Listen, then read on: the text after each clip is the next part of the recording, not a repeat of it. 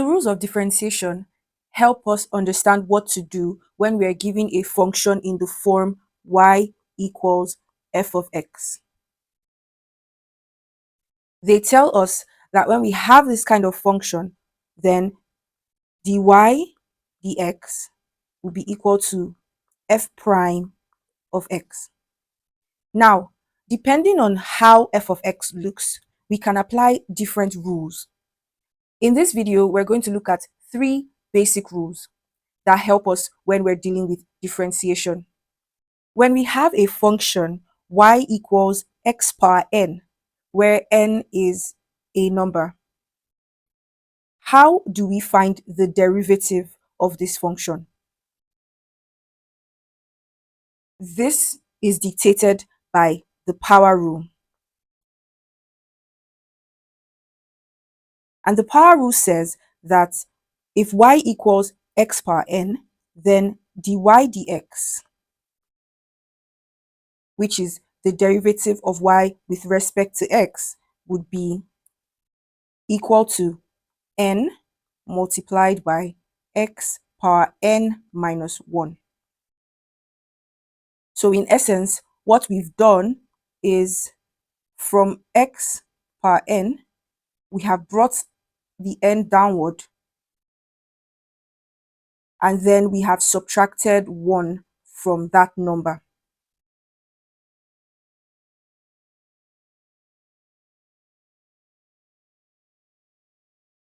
Let's see the power rule in action. Supposing we have that y equals x power 5, then dy dx would be, first of all, bring the number down, which is 5 multiplied by x power 5 minus 1. And that gives us 5x power 4. Let's say y equals x power 17. In that case, dy dx would be 17 multiplied by x power 17 minus 1, which gives us 17x power 16. And that's the power rule. The second rule we'll look at is the constant rule. The constant rule tells us that if we have a function such as this one here, y equals c, where c is a constant, right? C is a number, any number at all, then dy dx will be equal to 0. We see clearly that in the function, there is no x. So y isn't really a function of x, right? And that means that the derivative of y with respect to x is 0.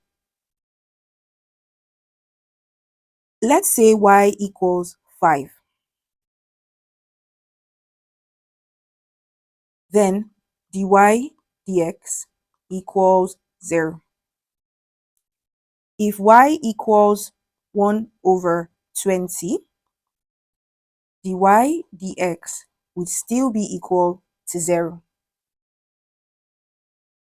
And that's the constant rule. Every time you try to find the derivative of y with respect to x, where in fact the function doesn't have any x variable, then the answer will be 0. The third rule that we'll look at is the constant multiple rule. It's a long phrase, but it just means when there's a constant part of the expression and then there's a variable part. As you can see, in this case, y equals c multiplied by x power n. Remember that c represents our constant when we're dealing with the constant rule, and then n represents an integer number that is not a variable of x. In this case, dy dx would be equal to, we keep our constant, and then we work on x power n like we did in the power rule. So we'll have n multiplied by x power n minus 1. And that gives c n x power n minus 1. So let's say we had that y equals 3x squared. Then our dy dx would be, we keep the 3 constant, we bring down the 2, then we have our x power 2 minus 1, which gives us, if we multiply everything and work out everything, 6x power 1, which is same thing as 6x. What if y was equal to 1 over 5x power 5? Then dy dx would be 1 over 5 multiplied by 5 multiplied by x power 5 minus 1. And if we work it out, we'll see that 5 can cancel 5, and then we're left with x power 4. So that's how the constant multiple rule works. Before we close out this video, I want to show you that the constant rule also works in line with the constant multiple rule. Now remember in the constant rule that whenever y equals a constant number, then dy dx is 0. Now imagine this. What if y was equal to 5 multiplied by x power 0? Of course, x power 0 is 1, and so 5 times 1 is still 5. How would we tackle this using the constant multiple rule?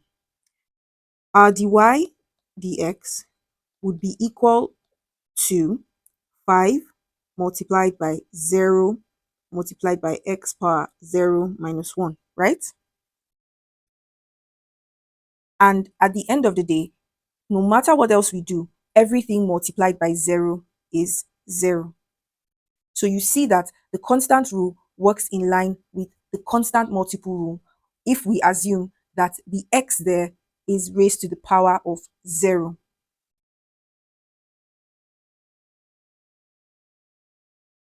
Thank you for watching this video. I hope you enjoyed it. If you have any questions or you need direct math tutoring, feel free to email us at durotutors@gmail.com. Please like this video, share, and subscribe. I'll see you in the next video.